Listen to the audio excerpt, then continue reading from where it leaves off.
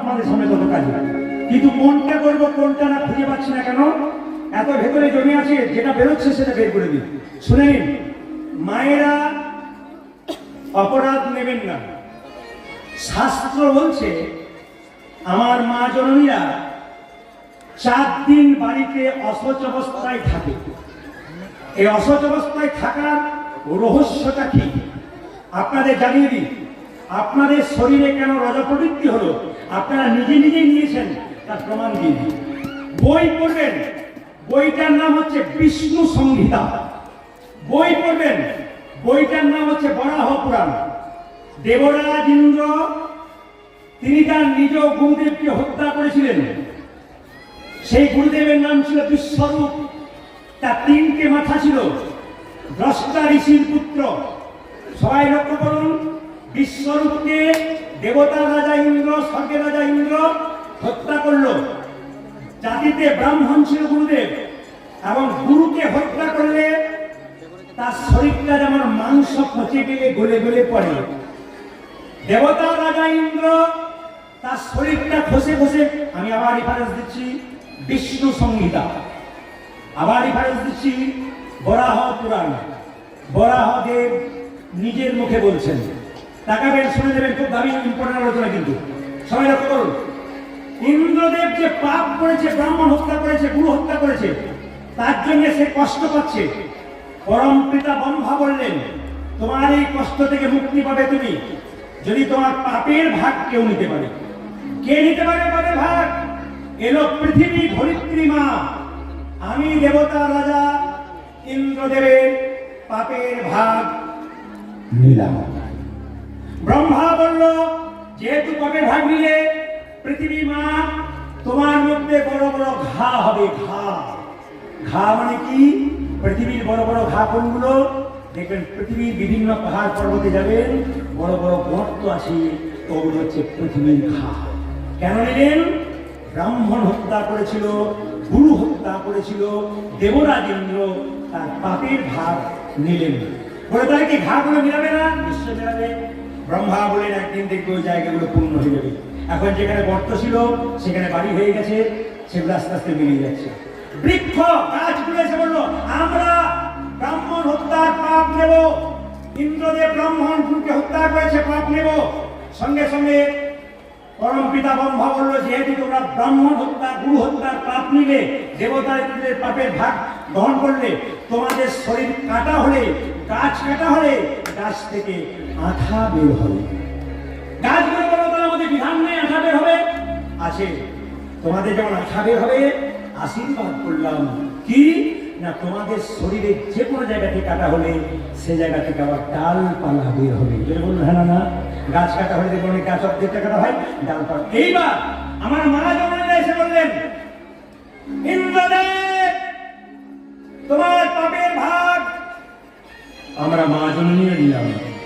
পরম পিতা ব্রহ্মা বললেন, ঠিক আছে, যখন পাপের ভাগ নিলে তোমাদের শরীরে রজ প্রবৃত্তি হবে, রজস্বলা হবে। মায়েরা কেঁদে কেঁদে বললেন, যদি রজস্বলা হয় আমাদের শরীরে, তবে কি হবে জানো? আমাদের লোকে ঘৃণা করবে, দেবতার পুজো করতে পারবো না, মন্দিরে যেতে পারবো না, উপায় কি হবে? পরম পিতা ব্রহ্মা বললেন, তোমাদের 1 মাসে 3 দিন প্রবল রজ প্রবৃত্তি থাকবে। মায়েরা শুনবেন, মন্দিরে 3 দিন প্রবল রজ প্রবৃত্তি থাকবে। 3 দিন পরে 4 দিনে দিনে তোমরা স্নান করবে। এইবার এইখানে আমার বড় কর্তব্য এই জন্য, আপনার শুনলে চমকে যাবেন, এগুলো আগেকার মায়েরা করতে এখন কেউ মানছে না। এই জন্য আমাদের অসময়টা, দুঃসময় চলে আসছে, ভালো সময়টা খারাপ আসছে কেন আমরা মানছি না বলে। বরাহ পুরাণ বলল, কোন মহিলা যদি রজস্বলা অবস্থায় থাকে, তার বাড়িতে কতকগুলো কাজ করা বন্ধ। কি? তিনি এক পাশে আলাদা বিছানা করে 3 দিন শুয়ে থাকবেন। বাড়ির কোনো জিনিস স্পর্শ করতে পারবেন না। শাস্ত্র বলল পারবেন না, তাকাবেন, পারবেন না। এইবার সবাই তাকান, রান্নাঘরে ঢুকতে পাবেন না, রান্না করতে। একজন আমাকে বল, দাদা আমার তো না খেয়ে মরতে হবে গো। বলে কেন? আমার স্বামীও চাকরি করে, আমিও করি, আমার একটা বাচ্চা স্কুলে যায়, আমরা কি করবো? বলে এত চাকরির টাকা একটা লোক রেখে দাও, তাকে দিয়ে 3 দিন রান্না করাও। যদি আপনার স্বামী কাজ না করে, আপনি করেন, আপনি অসুস্থ অবস্থা থাকেন, আপনার স্বামী রান্না করতে পারে, আপনার স্বামীকে করাবেন। যদি দেখেন না স্বামী করতে পারবে না, বাইরে কাজে যায়, আমাকে কাজ করতে হবে, ছেলে স্কুলে যায়, হাম তো হামারা এক।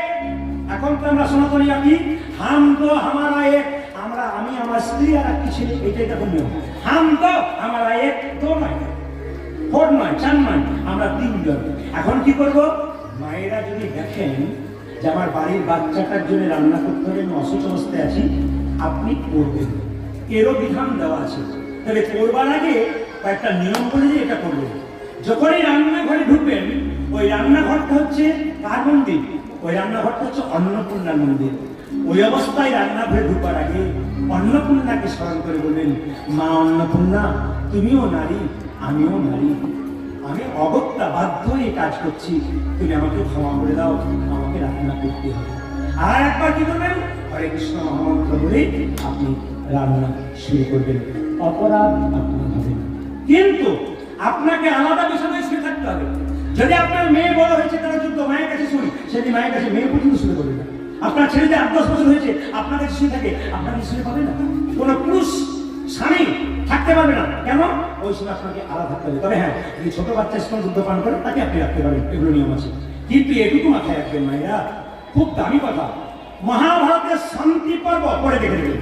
মহাভারতের শান্তি পর্ব পরিষ্কার করে বলল, রজস্বলা অবস্থায় কোনো পুরুষ যদি নারীর সঙ্গে সঙ্গ করে বা মিলন করে, তাকে সরাসরি নরকে যেতে হবে। কথাগুলো কানে নেবেন, আপনাদের লাভ আছে। আমি আমার কথা বলি নাই, আমি শাস্ত্রের রেফারেন্স করছি, আমি কিন্তু শুনে বলি নাই, আমি কিন্তু দেখে বলছি। তাকাবেন কি বললাম, সবাই লক্ষ্য করুন। রজস্বল অবস্থায় মহাভারতের শান্তি পর্ব বলছে, কোন পুরুষ স্বামী স্ত্রী যদি মিলন করে, তবে সেই পুরুষকে নরকে যেতে হবে। সুশ্রত সংহিতা, বইটার নাম সুশ্রত সংহিতা। সুশ্রত ঋষি বলছেন যে যদি কোনো পুরুষ রজস্বল অবস্থায় নারীর সঙ্গ করে, ওই পুরুষের 3টে জিনিস চলে যায় খুব তাড়াতাড়ি। কি? চোখের জ্যোতি, শরীরের বল আর মাথার বুদ্ধি। এই 3টে জিনিস খুব তাড়াতাড়ি নষ্ট হয়ে যায়। সাবধান থাকবেন আপনারা। বরাহ পুরাণে বরাহদেব নিজের মুখে বললেন, 3 দিন মায়েরা মন্দিরে ঢুকতে পারবেন না, মন্দিরে বিগ্রহ স্পর্শ করতে পারবেন না, মন্দিরের ভেতরে প্রণাম করতে পারবেন না। তবে আপনি মানসিক জপ করতে পারেন। আমি দূর থেকে প্রণাম করবেন, গুরু মন্ত্র জপ করবেন, হরে কৃষ্ণ মন্ত্র জপ করবেন, মন্দির ওখানে, আপনি এখান থেকে প্রণাম করবেন, আপনার কোনো অসুবিধা নেই। কিন্তু আপনি ঢুকতে পারবেন না। 3 দিন পরে 4 দিনে স্নান করবেন। ওই দিন কিন্তু পুজো পাঠের জন্য নয়, 2টো কারণে বরাহদেব বললেন। 2টো কারণ কি কি? একটা হচ্ছে প্রতিস্পর্শ, আর 2 নম্বর হচ্ছে কি? রান্না বান্না করে। 5ম দিনে স্নান করে আবার আপনারা আগের মতো নিজের সমস্ত কাজ করবেন, ভগবানের সেবা করবেন। আমি আপনাদের খুব দুঃখ দিলাম, কষ্ট দিলাম, কারণ কমিটি আমাকে দাদারা বলেছিলেন আপনি 1টা পর্যন্ত একটু টাইম দিতে হবে। আপনারা ঘড়ির দিকে তাকান, এখন 1:30টা বাজতে চললো। আমি তো খুঁজে পাচ্ছি না যে আমি কি করব। এখন তো আপনারা এমন এসেছে, আপনার কি বাড়ি যাবেন না নাকি? যাবেন না? আচ্ছা ঠিক আছে, ঠিক আছে, আপনাদের ভালোবাসা মাথায় রইল। আমি যদি আমার গৌর গোবিন্দের কৃপা হয় কোনদিন, আপনাদের কথা আমার হৃদয়ে রইল। নিশ্চয়ই গৌর গোবিন্দের তার কৃপা যদি হয়, নিশ্চয় আসবে। ভগবান শ্রীকৃষ্ণ কারণকে দমন করছে। একটা কথা বলে দিই, শিবকে যখন আপনি শিবরাত্রি যেদিন করবেন, স্নান করবেন কি দিয়ে? স্নান করবেন কি দিয়ে? একটু বসে 2 মিনিট আপনাদেরকে বলে দিয়েছি, মানে নয়, 2 মিনিট। শিবরাত্রির দিনে স্নান করবেন, জলের মধ্যে তিল দিয়ে স্নান আপনারা করতে পারেন। আর একটা কথা বলি, আপনারা দেখবেন 10ই মার্চ সোমবার দিন 25শে ফাল্গুন আমলকি একাদশী, ওই একাদশী করবেন আপনারা। আপনাদের চিহ্ন দিয়ে দিলাম। আপনারা সবাই মিলে কালিয়ানাথকে দমন করবো। সবাই মাথায় কাপড়টা নিন, ভগবান শ্রীকৃষ্ণ কালিয়ানাথের মাথায় চলেছে। সবাই একসঙ্গে পরাজয় বসবেন, একসঙ্গে একবার বাবু হয়ে বসবেন, সবাই ভক্তি করে। আর যারা দাঁড়িয়ে আছেন তারা একবার নিজের জায়গায় দাঁড়াবেন, সবাই একসঙ্গে।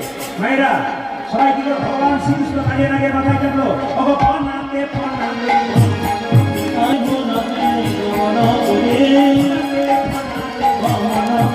আজ কোনাতে সোনাতে দান করি আজ নতমনসে বাড়ালো হরি আজ নতমনসে বাড়ালো হরি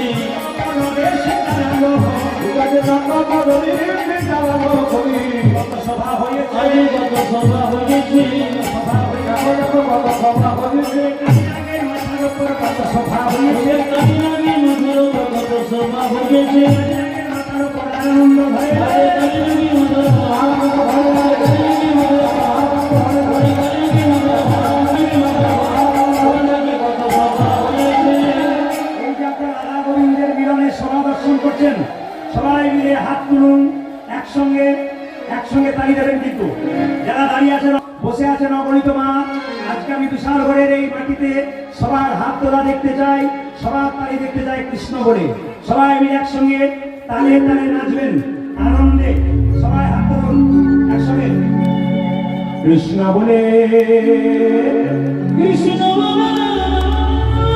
দুটি বাহু তুলে বাবু তুলে